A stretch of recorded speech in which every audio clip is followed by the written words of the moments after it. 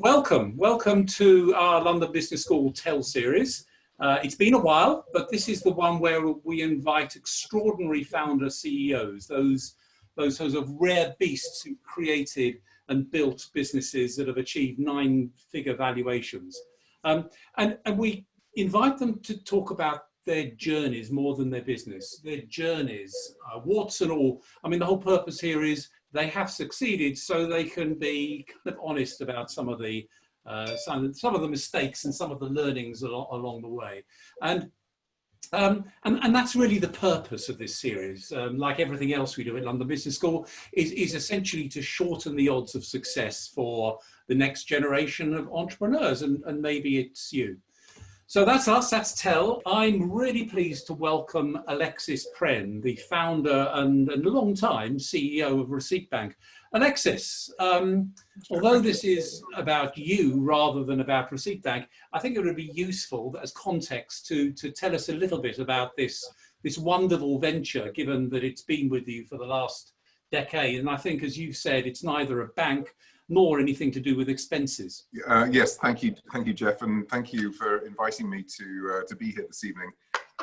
You're absolutely right. Whenever we were raising money, talking to institutions, almost literally the very first thing I had to try and explain was that no, indeed, we were not a bank, and I therefore wasn't a banker, and that we were, despite the name Receipts, we were not really in the expenses business, But in having then explained to people what we weren't, it was then a good idea to try and explain what we were. And in many ways, you know, the journey will be familiar, I think, to many people, which was we started off with one particular idea back in September of 2010. My co-founder, Michael Wood, was really dreadful with his expenses. So it was the classic founder scenario. He was dreadful with his expenses. We had worked previously at a company called Triple Point. Triple Point is well, I was there at the very beginning. It is now a £1.5 billion specialist investment business. And we specialized in venture capital trusts, enterprise investment schemes, and business property relief. So we set up, amongst other things, we set up the UK's largest public sector leasing business. I was a partner in the business, and he was a contractor, so he would submit invoices which I would reluctantly sign. He could therefore deduct expenses, or rather he could deduct those expenses that he could remember to keep. And so literally that we started off to try and solve that problem. For the first 3 weeks, we rang up lots and lots of accountants, and the accountants, I knew lots and lots of accountants because in the investment business, we sold our products to high net worth individuals, ultimately through their accountants. So I knew lots and lots of them, and I rang them up and I said, listen, wouldn't it be a great idea? We're going to deal with all of these dreadful pieces of paper that your clients insist on you looking after, and we're going to take care of all of that. And they said, hold on a minute. I mean, were you at a loose end or something? I mean, was this a sort of part of an just a good idea? Just seemed like a good idea. No, it seemed like a good idea. I had a development office in Bulgaria. And you know, I had you know, programming capabilities. We were working on something completely different. Michael tried out a service, really liked it. It was, as it happens, it was called Receipt Farm. He sent them they sent him it was based on, I think, shoeboxed proposition, and they sent him an envelope, and he put all his documents in the envelope and sent it back to them. And I think about 5 days later, he got an email to say that he had these documents had been processed, that the data had been extracted, anyway, he logged in, and sure enough, he was delighted. But he wrote them an email and said, "Listen, this is terrific. Sign me up straight away. And by the way, here are, you know, 1 or 2 suggestions as to how you could improve the service." And they wrote back and they said, "Well, we're delighted that you're delighted. Thank you for the suggestions, but we're closing. We're closing today. We're closing right now." And so we decided that we would buy it. And I always like to remind Michael that it was my pound. We bought it for £1. We didn't really buy anything. There was a website. There were no customers. There was no revenue. But we thought it would be a good idea if we bought the business What we were going to basically buying was heritage that we had bought 18 months. When people said, how long have you been in business? We could say, oh, we've been in business 18 months. The fact that it hadn't been very successful was neither here nor there. Yeah, let's take you back. I mean, there's always this debate, isn't there, about whether entrepreneurs are born or made. I mean, first of all, do you consider yourself an entrepreneur? But then, what's lurking in the background? I mean, I don't know what age you are now, but it was 10 years ago you formed Receipt Bank, so you weren't 20 at that time. I have a Are there any sort of lemonade stalls or sort of playground brackets lurking in your youth? I've never been for an interview, Jeff. I've never been. I wouldn't know how to do an interview, actually, in truth. So in that respect, I'm unemployable. So by definition, by default, I have no alternative in terms of earning a living to be entrepreneurial. My Receipt Bank was a 10-year journey as the chief executive.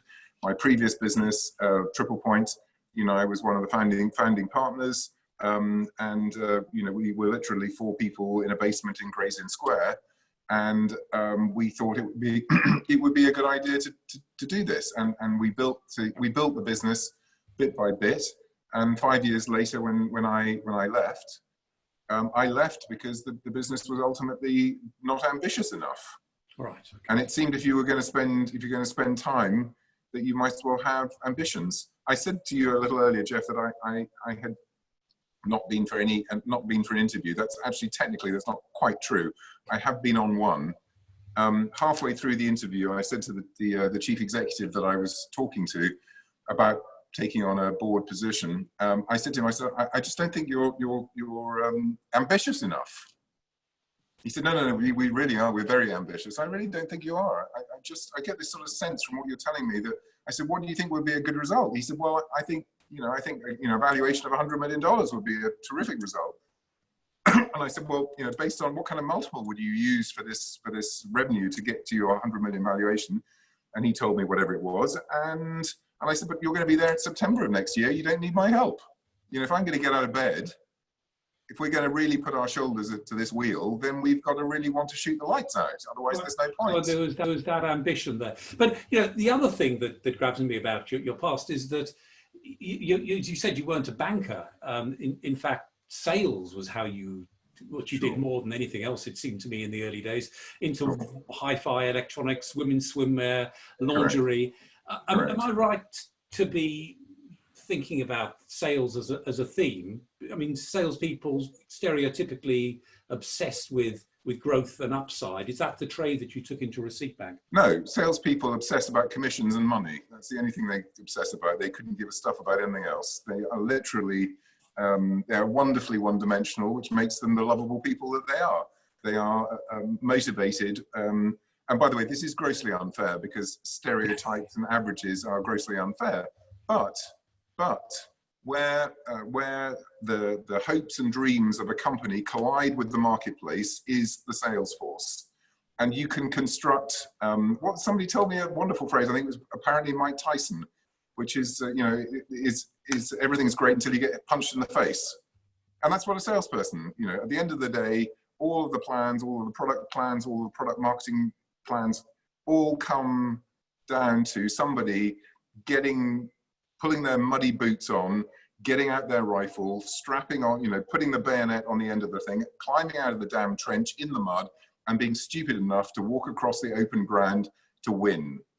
And so, in terms of sales is a dirty word today. We have advancement, we have business development, and we have all kinds of things. But at the end of the day, it's a dirty business. This is where the hopes and dreams of the founders, of the engineers, of whatever it is, collide with the marketplace. I have to interrupt there. From my perspective, salespeople are change agents. Salespeople are putting new opportunities and new possibilities in front of those, and if they want them, they buy them. If they don't, they won't. So they're the frontline change agents. You can call them change agents. They're my heroes. Okay, so as I said, you went in to Receipt Bank, and most people, most of the entrepreneurs at LBS, they have some kind of vision of the business they're going to build, and they go in and they've got that, and they test the hypothesis, and then they raise money if they can for that, having done a bit of product market fit. I mean, it seemed in your story that you went out by fixing other people's problems. I mean, you say yourself, you created this category that didn't exist beforehand, but you didn't even know it did exist when you went into it. So your business had a very different origin. You sort of went out, fixed people's problems, realized there was a really big problem, and then later said, this is a really, really big problem. So we were trying to, interestingly enough, one of the things about being very old is you can cast your mind back to the way that things might be done. I'm reading a very good book at the moment called Range, which is basically why generalists are going to win the world, not the specialists, which is great because I'm a generalist. So I want to read why I'm going to be relevant for the future, which is encouraging. But fundamentally about our journey, we thought for 3 weeks we were going to be in the expenses business. Okay, we then didn't know which business we were in. Okay, we knew what people wanted to buy in theory. They didn't buy an awful lot of it, but we kind of knew what that was. And it was only when you go to a trade show, you will have a list of all the exhibitors, and it will say, the ABC company is a world leader in blank, full stop. One sentence, that just says it all. Okay, ABC company is a world leader, full stop. In our Bavarian headquarters, set in the, whatever it is, we make the world's greatest dog leads. I have no idea. We couldn't answer that question. We could answer it in a paragraph or longer, maybe even 2 or 3 paragraphs, but we couldn't answer it in that one single sentence. Receipt Bank is a world leader in blank. And it literally took us 2 or 3 years, picking it up, looking at it, putting it down, picking it up, looking at it, putting it down, to try and find something something brief and concise. Eventually we came up with bookkeeping productivity. Okay. Now, I know that many of the students, Jeff, from in your organization are coming with a variety of different experiences, and the relevance of those general experiences always pays off. It is truly the Steve Jobs Stanford commencement speech, where if you're learning stuff, it will always be relevant. And my second job was actually supplying Marks and Spencer's with women's lingerie. My family, as it happens, were a big supplier to Marks and Spencer's back in the actually since about the 50s. But I may be old, but I'm not that old.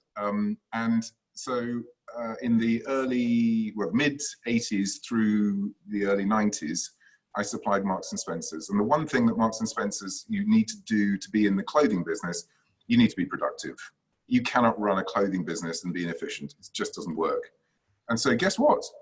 It was one of those moments 2 or 3 years down the road when suddenly we realized bookkeeping productivity. If you're an accounting practice, our customers are accounting practices all over the world, you are basically running a numbers factory. If you start to think about an accounting practice as a numbers factory, you take unstructured data on the way in, and then they compile it and structure it and do whatever they do. You need the kind of tools that, guess what, a factory manager in a clothing factory might need. And that was the moment that we genuinely did start, like an epiphany, genuinely an epiphany. On the way to Damascus we were, the scales fell from our eyes, and suddenly we could answer that question. Receipt Bank is a global leader, world leader in bookkeeping productivity. Well, I suppose by definition, since you invented the category, you were world leader. That has the advantage also, as you say, of once you've defined your own category, you can then declare yourself the world leader in this category, which nobody else is remotely interested in. Okay. So, I mean, there was clearly this period of product market fit that you were finding, and that's a posh word for saying that you were figuring out what it is, what problem you could solve. Yep. But then at some point, I mean, and you also said you went in with ambition, but at some point you decided that growth was it. I mean, I don't know at what size you were when you decided that. And what was the stimulus for this hockey curve? Okay, so my partner, Michael, is very widely read. And the world that we live in today is a very, very different world. The world of startups, the world of SaaS, these things, the world of cloud, frankly, didn't really exist. I mean, it kind of did, but it the way that it does today, it just simply didn't exist. And the amounts of money that were being poured into technology businesses, into growth businesses, was significant, but it wasn't anything like the colossal sums that are available today. And Michael read an article by Paul Graham, which is helpfully called Growth. So it tells you everything you need to know. He read the article, Paul Graham. And by the way, one of the things I would offer to the people on this call is, for goodness sake, please do read the volume of really high quality writers and thinkers out there are talking about growth, talking about startups, talking about the challenges, talking about how to interpret SaaS metrics. You know, Paul Graham had written this article on growth, and one of the things that he did, he talked about the fact that, you know, somebody opening a barber shop it's not a startup. It may be a business that is at its beginning, but it is not a startup. A startup is defined by the DNA of its growth. And so you can still be a startup, and I used to joke, you can still be a startup 7 years after you started, because your growth rate and your ambition for growth basically justifies that. And it's a wonderful article. I thoroughly, anybody who is interested in the subject of growth and being a startup and what that means and how you think about it, I thoroughly recommend Paul Graham's article. But one of the things that he says is, in order to be a growth business, you need to grow, and it is imperative that you choose a growth rate that you are going to hold yourself accountable for achieving not on an annual basis, but on a weekly basis. Okay, on a weekly basis. And we chose, Michael read the article, and by the way, I would observe two things about this. One is, all of us will be exposed to a tremendous amount of information. But when you find something that you think, that's really good, for goodness sake, execute it. For goodness sake, actually follow it through. So he read the article, he came, you know, we in the days when we could actually meet in an office, which we did conventionally, he said, I think we need to choose a growth rate. And we scratched our heads and we came up with 3% a week. And we were a very small business. And if you read the Paul Graham article, he illustrates what is the difference between a business that grows at 1% a week, 2% a week, 5% a week, whatever. It's absolutely colossal. We chose 3%. And, you know, at the time, every Monday morning, we would sit down and we would try, and if we had failed to achieve our 3% goal, and in the very early days, it's relatively easy. It might be £50, it might be £300. But of course, it gets bigger. It gets bigger. And interestingly enough, it's also a pretty good not metaphor, but it's a pretty good discipline for thinking about the investments you need to make in the future. So for example, when week one, it was really easy. We need to find, say, £100. Okay, we need to find £100. Off we go. And often it would be a situation where you would talk to a customer in the morning. They'd say, well, we really need this feature. And so you'd ring the developer and you'd say, Christo, could you build this? And he'd say, yeah, I'll have it done for 2:30 or 3 o'clock, whatever. Sometimes he has to have lunch. So he would build the feature, you'd ring the customer back, you'd make the sale, you'd move on. Of course, as the numbers get bigger, the quantum of change that you need to deliver starts to magnify. And suddenly, instead of making decisions or doing things this week, you suddenly need to start doing things this week that will pay off next week, or doing things this week that will pay off in a month's time, or a quarter's time, or 6 months' time, or indeed a year's time. And it's only when you start to get into that rhythm of the immediacy of what are we trying to do today, and do we have enough on the water? Do we have enough bread on the water to be in a position to execute in Q3 of 2020 or indeed Q3 of 2021? I mean, you're constantly disrupting yourself. I mean, the textbooks say that you need different KPIs, different staff partners, board, even customers. And more, I suppose, than anything of that is just that mindset of growth. So you differentiated between being a startup and having that ambition and saying, and of course you and Michael were presumably holding each other to account as well. Actually, Joe, that's a very good point. So we appointed a chairman almost from day one, near as damn it day one, I think, actually. And every 4 weeks we would go along. And see him, and we were a little bit like sort of naughty schoolboys. And every time we went to see him, we had failed to achieve our revenue targets. This was before we became a growth business, by the way. And so this went on and on and on repetitively for some time. And eventually he called us in, I think it was like December, and he said, listen guys, he said, I'm bored with all of these excuses. It's very interesting. You come take up my time. All of these excuses, forget it. I'm not that interested. Just pick a no excuses date. Pick a date when you're going to take yourself seriously. Pick a date when you're going to be accountable to the business about what you are doing. And we chose February the 10th following year. I think I may have mentioned to you, Valentine's Day didn't seem like a very good choice. So we picked February the 10th. And February the 10th was the moment when we really started to genuinely, that was our no excuses date. That's what we were doing. We were a growth business. We were going to do 3%. The numbers were very small, but the mindset and the shift, which by the way lays the foundations for how you conduct yourself in 6 months' time when you've got 2 employees, and another 6 months' time when you've got 4 or 8 or whatever the number might be. If you're, as the founders, not going to take yourself seriously and the goals seriously, then why should anybody else bother? So, helpful? By 2013, then the story is all about growth, and I've heard you say that growth is basically comes down to 2 KPIs: revenue and customer retention.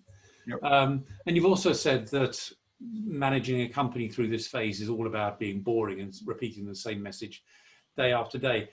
But I suppose I'm not sure I believe that. I think that that the magnitude of what you were building and the challenges, if not the messaging. I mean, first of all, did you find that giving of energy, taking of energy? I mean, how did you manage to maintain balance? What was life like? So the first thing is, there are two sort of emotional dynamics here. One is it's fun. Okay. At the end of the day, you're playing a game, and you're playing a game to win. You're playing a game, but it is a game. Okay. So if you cannot convey the joy in what you are doing to customers, to colleagues, to whoever, it doesn't really matter, conveying that you're genuinely thrilled to be here, to be part of the company, that I think is kind of, personally, it fits nicely with my style, but I do think that is important. But the flip side of that, of course, is you're scared stiff. I mean, one of the most powerful motivators is fear. In my case, was absolutely terrified. The more money you take as soon as you take any money from anybody else, you have I feel that you have a responsibility to do of your best for them and promises that you've made to them. And so I think I felt that very keenly, that we should try and live up to those standards. But of course, you cannot let anybody else know that that's how you feel. That's not part of the deal. If you're afraid, then everybody else will be afraid. And I had a conversation with once upon a time with the head of finance, and actually she was new, and I said to her, I said, you do look a little stressed. And she said, I said, I don't think it's a good idea for the head of finance to appear to be stressed. People might take the wrong, might come to the wrong opinion. And there were times in the past, not in this conversation, but in the past, where we were fundraising on a Monday for a payroll on a Friday. Did we get our cash flows absolutely spot on? No, we did not. Did the money drop when we expected it to? No, we didn't. Was it scary? Yes, it was very scary. Of course it was scary. But you can't, if you just put your head down and keep going. And it's not very pretty, and it's not very glamorous. I don't really understand quite why, in the world that we are now in, that there seems to be almost like a lifestyle culture about what, being a startup, that you can say to people, oh well, of course, I'm running a startup. It's like, okay, well, do people really? That's not glamorous. It's pretty scary stuff. Well, I would say that the glamorous bit is at the beginning when you say you're going to do it, and at the end when you've just exited, and everything else in between seems to be distinctly. Probably. Yeah. Probably. Okay, so I mean, some of the rest is history. I mean, you raised 5 million from private individuals under the EIS scheme. You Yep. 10 million from Kennet, and then in 2018 a further 50. And so that's how it reads, as a sort of 5 to 10 to 50. Nothing went wrong along the way. It was this beautiful trajectory. Presumably, the valuations are going up as well. But I mean, going back to the theme of this series, I bet there's a pile of things you do differently next time. I mean, some might call them mistakes. We can call them learnings. I mean, yeah, some sort of things that might have even kept you awake at night. Cash keeps you awake at night. Well, you've said, raising money on a Monday for a payroll on Friday. That sounds irresponsible. Cash, well, it was just a slight miscalculation. Every spreadsheet's got a mistake in it. So actually, the of course it wasn't flawless, and as the organisation grows. As the organisation grows, there are definitely mistakes along, hiring that we didn't do, hiring we did too much of, hiring that we got the wrong people, hiring, I mean, who knows, we opened offices, we did, I mean, God knows, the list of things that we got wrong is very interesting. As far as fundraising is concerned, we were consistently slower to fundraise than we should have been. I'm not talking about running out of money. I'm just talking about maintaining momentum. So in a SaaS business, you are basically taking shareholder capital predominantly, and you are acquiring customers who then have a future cash flow or lifetime value of whatever it is. What we didn't really appreciate was the extent to which it takes 6 to 9 months to deploy the cash. So you raise the money, and somehow there is an expectation that somehow the growth rate is going to accelerate because you've secured these extra funds. But just in marketing terms, a good rule of thumb that is, I think, pretty good, is that if you're going to spend $1 million, you're going to spend roughly half of that is going to be on people, and half of that is going to be on program spend. But guess what? You have to have the people. And it takes, with the best will in the world, it takes, it's 6 to 9 months to put the team together. So, the challenge, would we have done it earlier? Our Series B with Insight Ventures out of New York, we did in spring. The spring. It was originally supposed to be the autumn, so it was earlier than was originally planned. And if I had to do it again, I would have done it in the autumn of the previous year, because actually what it would have allowed us to do, it would have allowed us to put in place the people bandwidth, the capital bandwidth, and the skills that would have then, accelerated the growth. And what I ended up doing, I ended up having a sort of 6-month period where I felt that the engine should be going faster, but we couldn't deploy the cash. We had the cash. I've heard you also say that there was a fear of rejection coming in. Maybe if this was an earlier stage, you wanted to unify the business and make it prettier. Yes, we wanted to be more beautiful. The world today is a little bit different. In 2013-14, there were significant funds available. SaaS in Europe was not as well established as it obviously is today. Technology is not as well established as it is today. The pools of money today are colossal by comparison to where we were, and we really wanted to get a significant multiple on our ARR. We wanted to be perceived as being a high growth business. We had very little relevance around what that might mean. And so we always thought that if we were just a little bit more professional, a little bit bigger, a little bit whatever, that we would be more successful in that regard. And I regret that. Just on the subject of one thing that we did get right was, as you grow and as your employee numbers grow on LinkedIn, you will get venture capitalists are following your numbers, and as soon as you start to accelerate your headcount, you will get calls. And I always took those calls. So it's a pretty standard thing. Alexis, can I have 30 minutes of your time? It's always 30 minutes.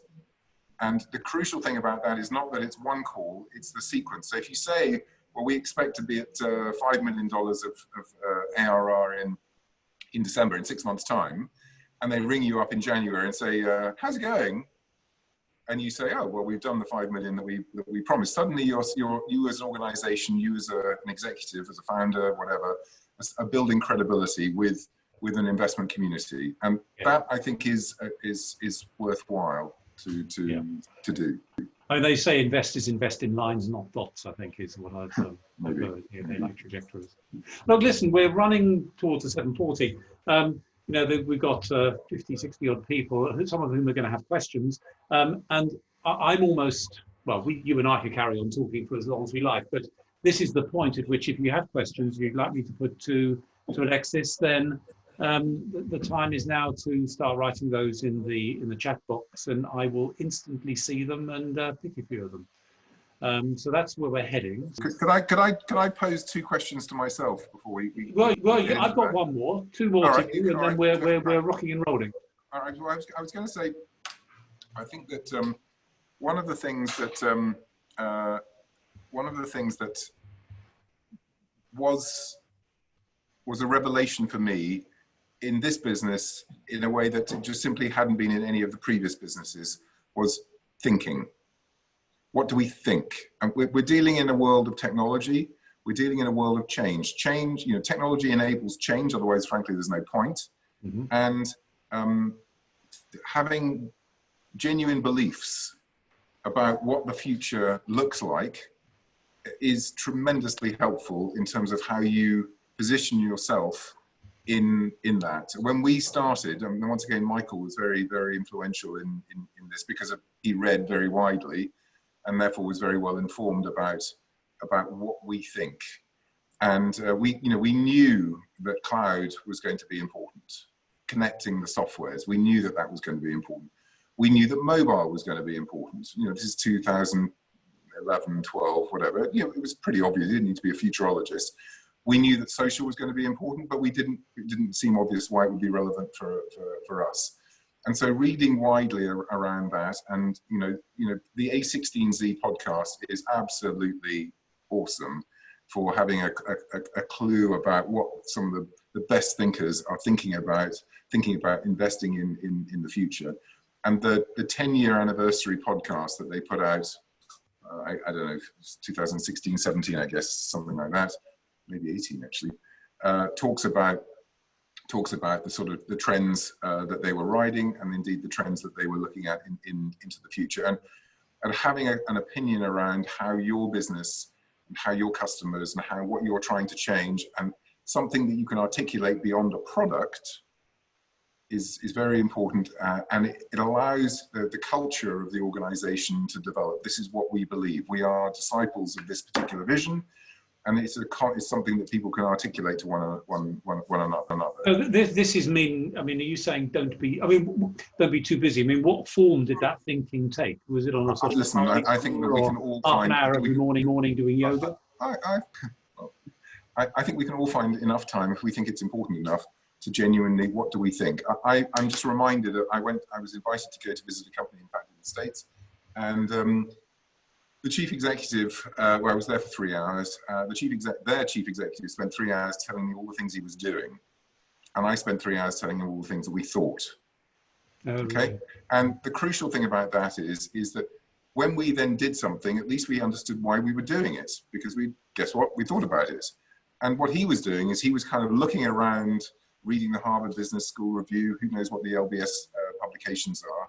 And he was reading those, and he was basically lifting them off without really understanding in his own DNA, through layers of consciousness, what they'd actually meant for himself, for his organization, for his customers, and indeed for his shareholders. So, I mean, thinking is absolutely critical. And Thomas Tunget's is, you know, one of the best writers, venture capital writers on this. We've actually had, could you just repeat what podcast is that, did you say? So A16Z. A16Z. Okay. Yeah, it's Andreessen Horowitz. Andreessen Horowitz. You know, Mark Andreessen and Ben Horowitz. And if you really want to have a little bit of fun, I personally enjoyed The Hard Thing About Hard Things, with which is Ben Horowitz. And by the way, the title says it all. In fact, we might have started with that at the very beginning. This is hard. It's Hard Thing About Hard Things is awesome. Great stuff. We've got a couple of questions here. I mean, Sure. this is what does the future hold for Receipt Bank for the next 5 to 10 years from Chirag Modi? I'd like to infuse a little bit of that into what does the future hold for you as well. I mean, I think you stepped down as a CEO role in 2019, was it? Just over a year ago, yeah. So what's the next? Well, first of all, where's Receipt Bank going? I mean, I don't know whether you still steer that particular ship or whether it is a true exit.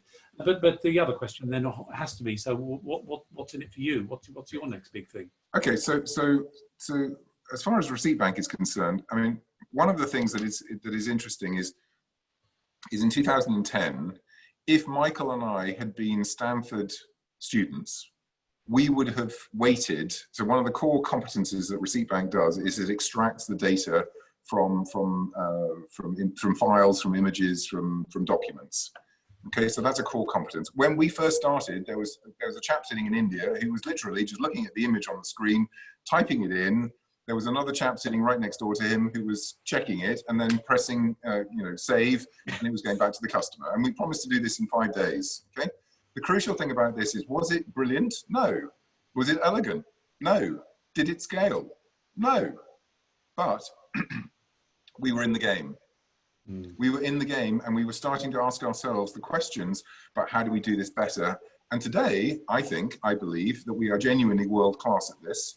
We have invested a lot of time, money, and crucially, thought processes, some of which are to do with production and so on. So, you know, getting in the game is a crucial thing. The game that you originally get in and the game that you're playing now, we've up-leveled many, many times. The next 5 years will be about, fundamentally, the world of, one of the macro trends that we can all look to is speed.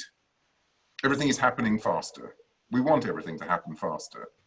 So one of the things that will happen in the world of finance, or indeed small business accounting, small business in the world of small businesses, is real-time data, real-time financial information.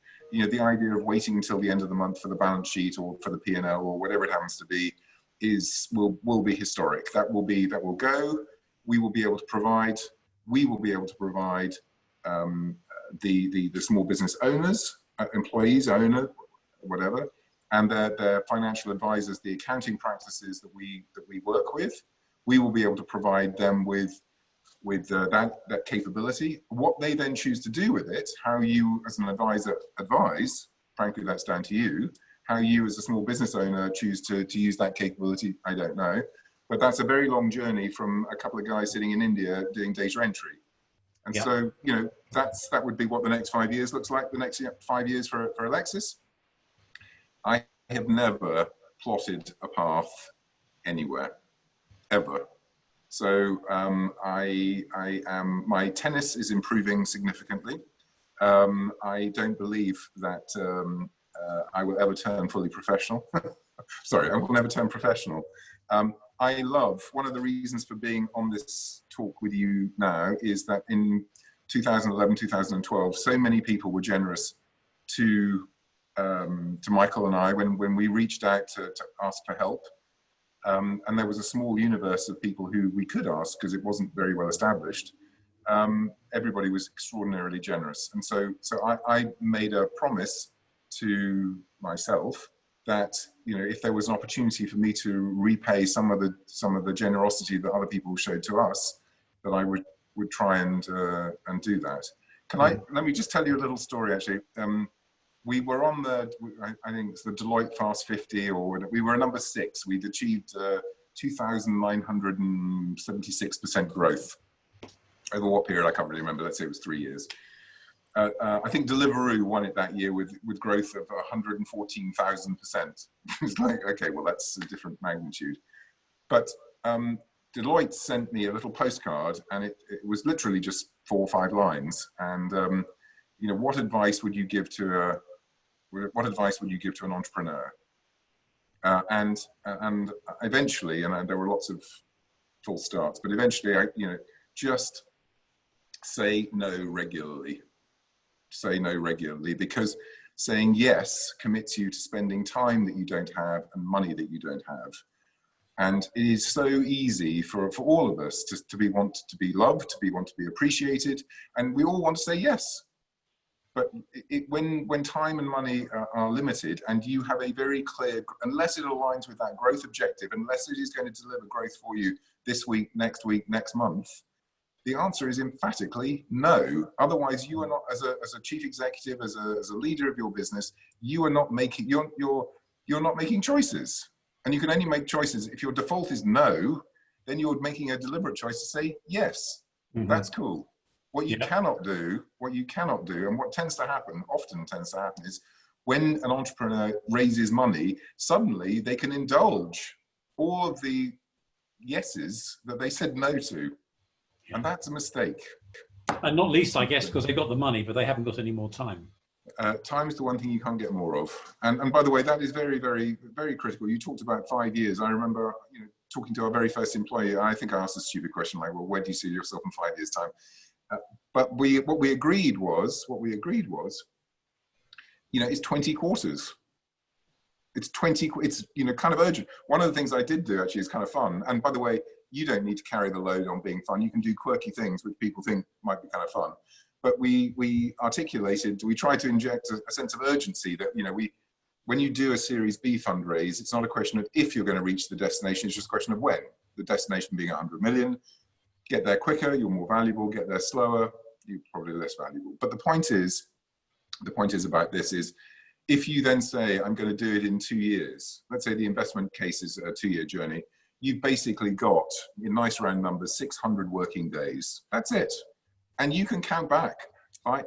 So giving people a sense of genuinely, this is urgent. We only have 599 days or 427 days or 300. If I say you've got 2 years, it's like, oh, well, I'll go out for lunch. Different text, isn't it? There's something coming in about COVID, which we might get back to for the business. But here's one on more personal from Sarthak. He said, is it really possible to balance life and work being an entrepreneur? No. I mean, thinking back to those frenetic times. No. It's not. Okay. And but sorry, it's a very good question. So one of the things we were talking about, trying to be thoughtful, trying to not take anything on face value, and to actually construct your own thought process. Okay, so we've all heard the questioner has raised this about work-life balance, and what I used to say to every quarter, I would do a sort of CEO. I'd visit various offices at the individual offices, and I would do a presentation about what my vision for this business was to everybody who had joined in the last 3 months. And one of the things I would talk about, often these people were new graduates. Maybe it was their first job, possibly their second. They were youngsters. And I would talk to them, and I'd say, you will have heard of something called work-life balance. I'm here to let you know that it doesn't apply to you. It doesn't apply to you. And the reason I say that is because unless you have a passion for the long jump, and you're going to go to the Olympics, and you're training for that, and your work is very much part of, most people don't have these kind of commitments and kind of passions. And at the age of 22, the one thing you don't have is you don't have skills and you don't have knowledge. So for goodness sake, throw yourself into this, immerse yourself in this opportunity of learning from the environment, learning from me, learning from the people around you. For goodness sake, take that opportunity to develop your professional skills, because when you're 30 to 45, you will have other commitments, family commitments, whatever. You will have other commitments. And then when you get to my age, which was 50, you guess what? You won't. You'll have, the children will have grown up. You will have less commitments. And so, you know, the life, you know, this idea that there's work-life balance, that it's at different stages in your life that you will have varying commitments. And it also helps to have an understanding family. I mean, there's also this, maybe call it a myth, that most entrepreneurs are sort of the college dropouts, the one who start at the age of 20 because they haven't got the commitments or the, you know, the personal burn rate. But here's you at the age of 40. I mean, within your network, actually, do you see, you know, what sort of balance do you see? I mean, is it more people starting at the age of that sort of 20s, or really is it a field open for those of, well, not us anymore, not me anyway, but at 40 or 50? Is that a good age to start off a high growth business? I don't think it matters. I think I mentioned Jeff, and you know, I did a talk at SaaStock 2-3 years ago, and I got an email last Monday. This is a terrific, well, I personally think it's a terrific story, and I got an email last Monday, turned up out of the blue, just simply said, you know, I've listened to that talk over 25 times. It's changed my life, and I now need your help. So okay, so we had a conversation. This young man's in California. He's 20 years old.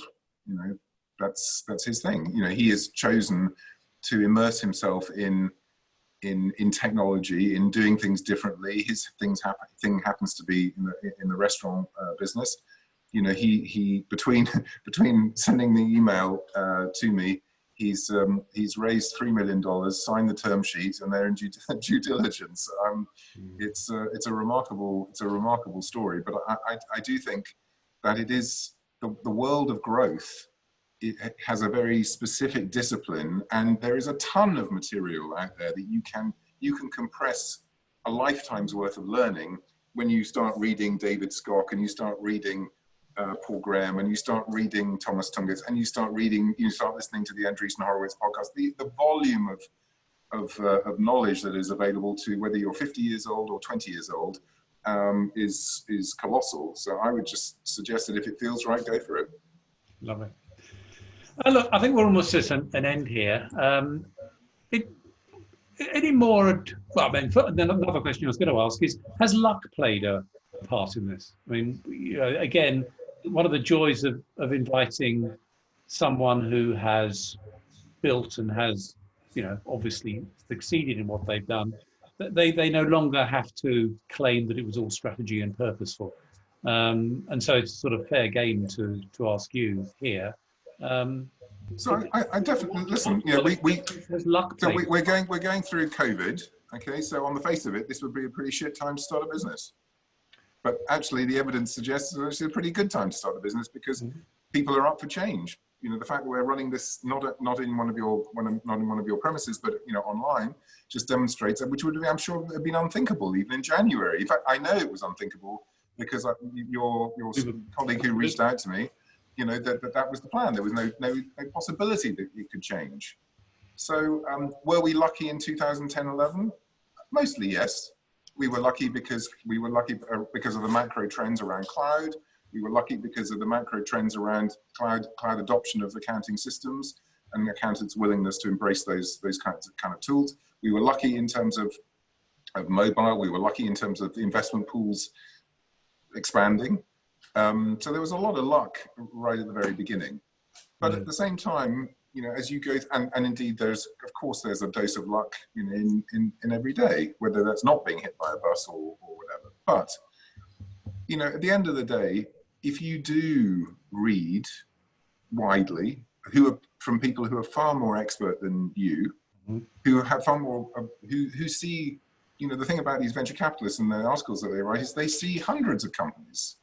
You know, Alex at Salesforce, he's got a portfolio of 200 companies. His pattern recognition is colossal. Yeah. And so, you know, of course luck plays a part. But you know, I'm not really a card player, but you can only deal with the cards that you're dealt. Okay, so you've got some good cards. You still got to play them. You still got to play them smartly.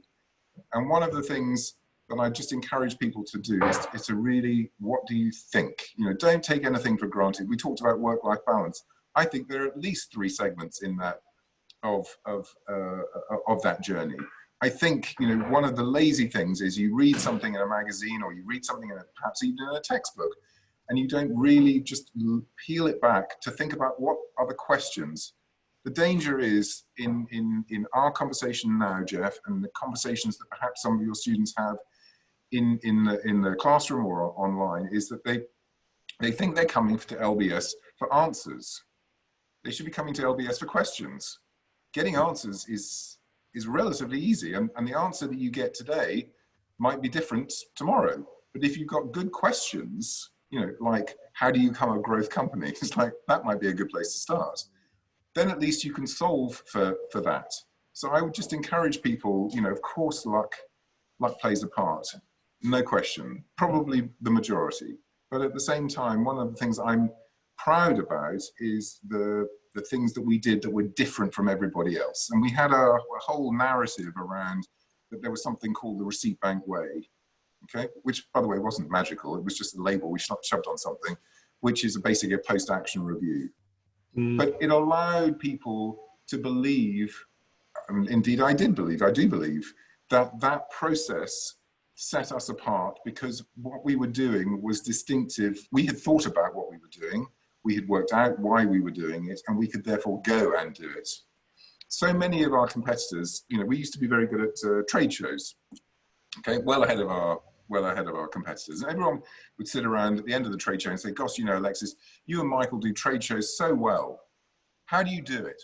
We would tell them. We would literally, we'd give them the answers on a plate. Yeah. Okay? And literally the next year when we met up again, they'd say, well, how do you do trade shows so well? It was like, well, this is very interesting. We told you how to do it last year. Just do it. But we had done the work. We had done the thinking. And therefore the execution was just that much more, much easier. Well, I mean, it's certainly one of the mantras at LBS, he says, you know, having been there for a few years, that you learn as you write, you learn as you do, you learn as you play, you learn as you think, rather than just learning as you listen and watch. So we're with you. I've got a couple of minutes left. The question that's coming around hiring, and actually the one that we spoke about before today was the finding of the co-founder, which kind of didn't apply to you because you came in with one as opposed to find one when you arrived. I don't know. I wouldn't have a clue how to find one. It's you know, to have, you know, Michael and I have now worked together for 15 years, and we are very different. Very different. We don't socialize. You know, his interests and my interests are completely different. He picks shiny new things up and puts them down, and I wait cautiously for something to come along and then pick it up and grab hold of it with both hands and don't want to ever let go. So we start with a very different agenda, but it's an agenda that seems to have worked well and has been enjoyable for both. And he's definitely, you know, more widely read, more curious. The volume of stuff he gets through is in many ways remarkable. And you know, it's fascinating talking to someone who is as widely read and does know. I mean, the names I make it sound as if, you know, I have discovered wrong word, but I'm a regular follower. Mostly Michael, who's been, you know, we were talking about an executive. He's never heard of David Scott. It was like, well, how on earth could you possibly be in the SaaS business and not have heard of David Scott? It's unthinkable. Okay. Have you been living, you know, how could you be well informed? So there's the answer to that one. I mean, we're now really are seriously drawing to a close. I mean, anything else that you think I should have asked that I didn't ask? Any final words of advice to the one who has done, to those who are about to? Sorry. So the thing that I am most proud of, is the emphasis that we placed from day one by accident, well, maybe not by accident, from day one, on the importance of the clarity of the role of the individual. What role are we actually going to perform? Are you going to perform? And we took the view, and this perhaps is to do with, maybe it will illustrate the sort of thinking bit, but we took the view that people who play golf, if they only play once a year, they don't get very good at playing golf, okay? And one of the things about reviews is that generally speaking, organizations only do them once a year. And so therefore, we as individuals never get the opportunity of really trying to perfect what a review might involve. Mm-hmm. And one of the things about a business, and I can't remember, it's How Information Grows. Hidalgo, he's an MIT professor. Mm-hmm. He basically talks about knowledge as being, human beings being like sort of hard drives, and organizations being fundamentally about sort of DNA processes and whatever. It's absolutely fascinating stuff. We made the role document central to the organization. Okay, so the very first person who joined, Sophie, her role document was basically a list of all of the processes in the business. And we said, because we thought we were delegating, we said, right, that's your role. Crucially, every month we would take out bits of her role and we would give it to a supplier, or we would do whatever. But fundamentally, when you are growing very fast, if you do not review the roles that people are performing, you find that there is a mismatch between the needs of the organization and the roles that people think they're performing. The best example I can give you is you have a salesperson who's doing terrifically well, and at the next role review, you discover that they're actually allocating most of their time to doing customer service, because I failed to put in place enough capacity to meet the volume of customers that we had secured. And so these mismatches only get exposed in a fast-growing organization when you specifically sit down with people and say, how are you spending your time, and how does that time align with the goals of the organization? And we got to 240 people without anybody in HR. Nobody. It was all about personal responsibility, and it was all about the role. And I look back on that. At the time, it felt right. And I look back even now, and I look back at that, and I think that was a really original thing to do. I've never heard of any other organization doing it. I thoroughly recommend it to anybody who's listening. Make sure that, and by the way, review it every 3 months, rewrite it every 3 months for the next 3 months. You know, sit down with the individual. And the other thing that we did was, it was in this scenario, I'm your manager, Jeff, it's your responsibility to book your role review, not mine. If you're not interested in you, then it's not obvious to me why I should be interested in you. And that was one of the key elements in a startup organization. People have got to be interested in their development, their journey, their skills.